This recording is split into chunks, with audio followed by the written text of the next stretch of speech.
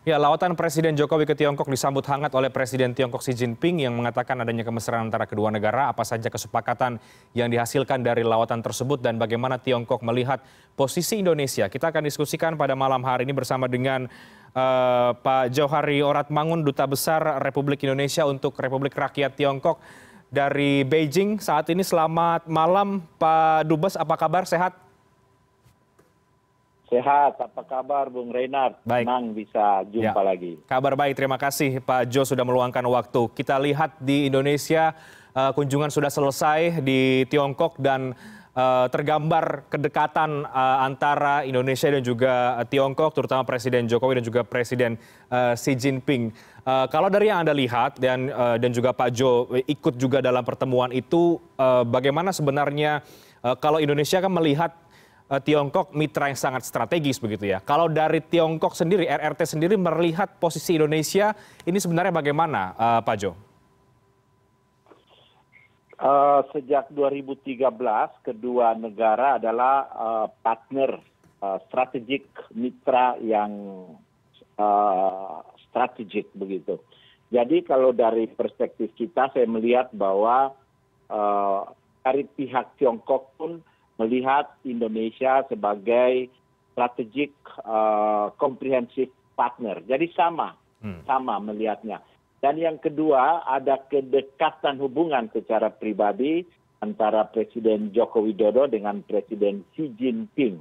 Lalu yang ketiga, ada trust di antara mereka karena hubungan yang dekat tersebut. Selama 2 tahun COVID, 2,5 tahun ini saja, mereka melakukan pembicaraan per telepon 8 kali. Itu sudah merefleksikan kedekatan. Saya kira yang paling banyak dibandingkan dengan berbagai pemimpin dunia lainnya.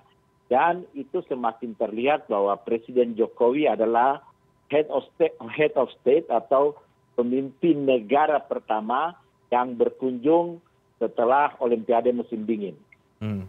Oke, baik. Jadi kedekatan itu sangat tergambar. Kita lihat ada 7 poin kesepakatan ya Pak Johari yang disepakati oleh kedua pemimpin negara. Ini persisnya kerjasama yang akan dibangun itu akan seperti apa? Karena juga melihat posisi strategis Tiongkok bagi Indonesia dan juga sebaliknya, Anda melihat bagaimana sebetulnya bentuk kerjasama yang memang akan dibangun ini? Memang kunjungan ini kunjungan yang pertama strategik.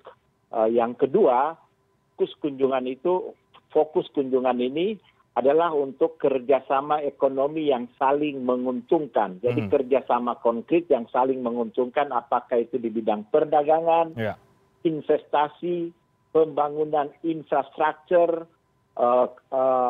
kesehatan, dan kemaritiman. Semua itu terefleksikan dalam 7 kesepakatan yang dihasilkan atau ditandatangani. Dan dalam pembicaraan-pembicaraan ini adalah pembicaraan-pembicaraan yang konkret. Jadi baik itu investasi, baik itu perdagangan, baik itu kerjasama di bidang kesehatan, kerjasama di bidang maritim, transformasi digital, itu pun dibahas secara detail dan ada komitmen.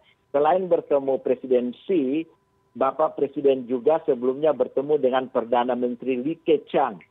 Sebelum ada pertemuan Perdana Menteri Li Keqiang, Menko Marinvest dan Menlu temu juga dengan Menko dengan State Councilor dan Menteri Luar Negeri China. Jadi ada 3 layer pertemuan di mana puncaknya tentu adalah pertemuan antara Presiden Joko Widodo dan Presiden Xi Jinping. Baik, Pak Jo, bicara soal pembicaraan ya, kunjungan Presiden ke Tiongkok ini juga banyak mendapat sorotan di tanah air. Banyak pihak yang meminta atau menilai jangan sampai kemudian terjebak dengan hutang dan lain sebagainya. Bahkan berspekulasi bahwa ini juga terkait dengan kepentingan Indonesia untuk soal pinjaman dan juga utang terhadap Tiongkok. Apakah memang soal itu juga menjadi pembahasan dalam pertemuan antara kedua pemimpin ini, Pak Jo? Itu yang saya agak aneh, karena kok spekulasi dipercaya. Karena dalam pembicaraan tidak ada sama sekali. Itu yang pertama. Yang kedua, kemudian ada spekulasi juga kita terjebak dalam jebakan hutang seperti negara yang tidak perlu saya sebutkan namanya. Kayaknya kalau memperbandingkan Indonesia dengan mereka bukan apple to apple juga. Jadi kita duduk, Bapak Presiden duduk sejajar sama, berbicara dengan penuh percaya diri untuk kerjasama yang menguntungkan kedua belah pihak. Dan itu terefleksikan. Sebelum itu pun ada pertemuan antara Menko Marinvest dan Menlu dan berbagai pengusaha yang siap berinvestasi di sektor-sektor yang akan memberikan nilai tambah kepada Indonesia. Oke, jadi kalau kemudian disebut kerjasama yang saling menguntungkan kedua negara ini adalah juga dalam bentuk Indonesia atau Pak Jokowi memastikan kerjasama proyek-proyek infrastruktur yang juga kemudian bekerjasama dengan Tiongkok ini memang dipastikan akan tetap berjalan di tengah ekonomi global yang sedang fluktuatif ini, Pak Jo, lawatan ini juga menjadi bagian dari itu?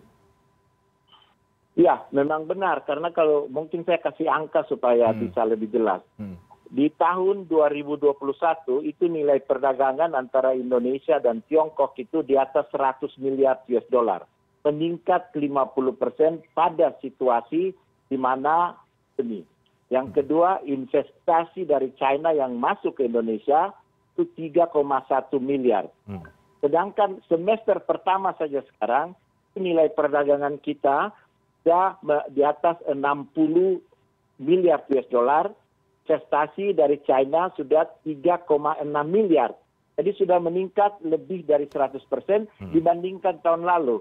Jadi kita lihat bahwa dalam situasi pandemi ini pun ternyata kerjasama hanya di dua sektor yang saya sebutkan, belum lagi di bidang kesehatan dan lain-lain yang meningkat secara signifikan. Jadi saya kira kerjasama ini kerjasama strategik, real, yang menguntungkan. Oke, mengenai isu Laut Cina Selatan, Pak Jo, apakah ini juga menjadi salah satu poin yang kemudian dibahas dan bagaimana sikap Indonesia terkait dengan isu itu, Pak? Saya kira itu sudah ada prosesnya sendiri, memang disinggung, tetapi guna mempercepat proses perundingan Code of Conduct on the South China Sea yang saat ini sedang berlangsung antara Tiongkok dengan ASEAN.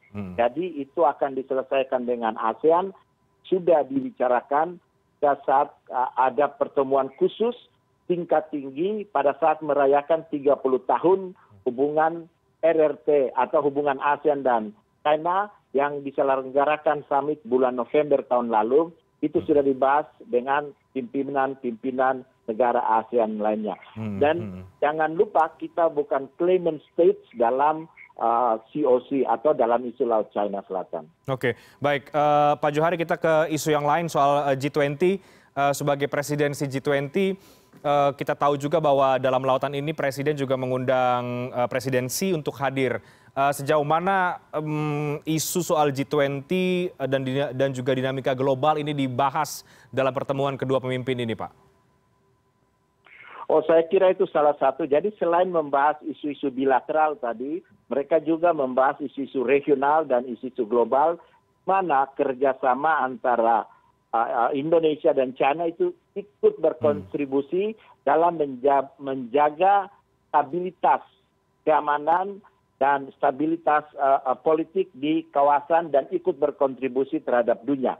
Salah satunya adalah G20. Karena itu China mendukung sepenuhnya kepresidenan Indonesia G20 dengan 3 prioritas yang telah ditetapkan, ditambah lagi karena adanya krisis di Ukraina sekarang adalah krisis pangan dan krisis energi. Sedangkan China juga mendukung Indonesia sebagai ketua ASEAN yang akan dimulai tahun depan. Dukungan itu disampaikan berkali-kali kepada Bapak Presiden pada saat berlangsungnya pertemuan bilateral. Nah, pertemuan bilateral ini sendiri karena berapa isu yang dibahas, karena kedekatan hubungan antara Bapak Presiden Joko Widodo dan Presiden Xi Jinping itu nambah kira 40 menit. Dan bicaraan sangat menarik, sangat terbuka.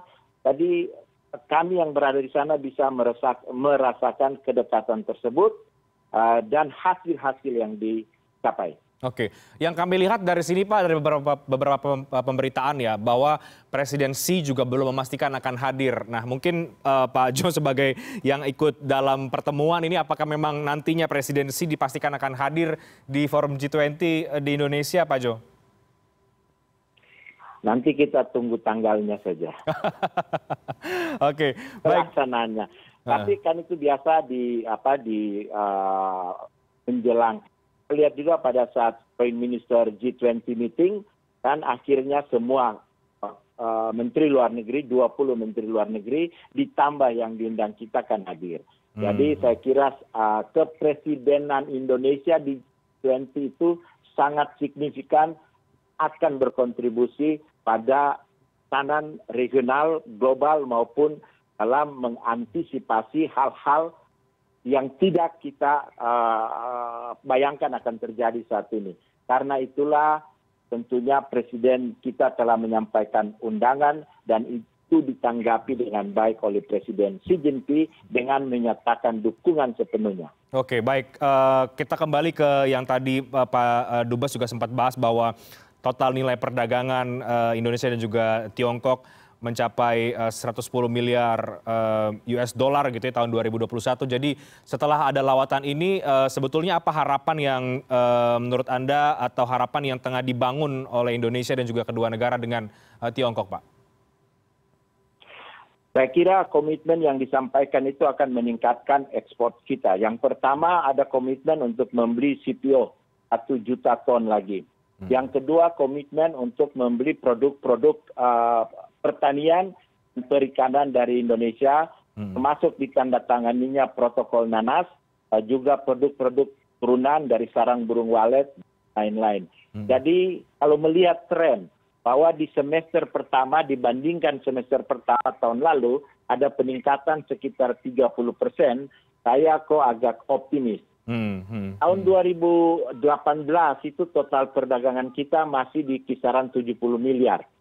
Sekarang kalau menurut data BPS 110 miliar, kalau menurut data Tiongkok 120 miliar. Jadi ada kenaikan yang sangat signifikan. Tahun lalu itu ekspor kita meningkat 70%, volume perdagangan meningkat 60%. Sekarang saja sudah di atas 30%. Jadi hopefully dalam situasi dunia tidak terlalu positif atau kondusif saat ini, kita masih bisa melakukan perdagangan dengan China, itu dengan negara-negara lainnya. Nah, memang dari data-data statistik kita, ekspor kita pun meningkat sangat signifikan, tidak hanya ke Tiongkok, tapi ke berbagai belahan dunia lainnya. Oke, baik.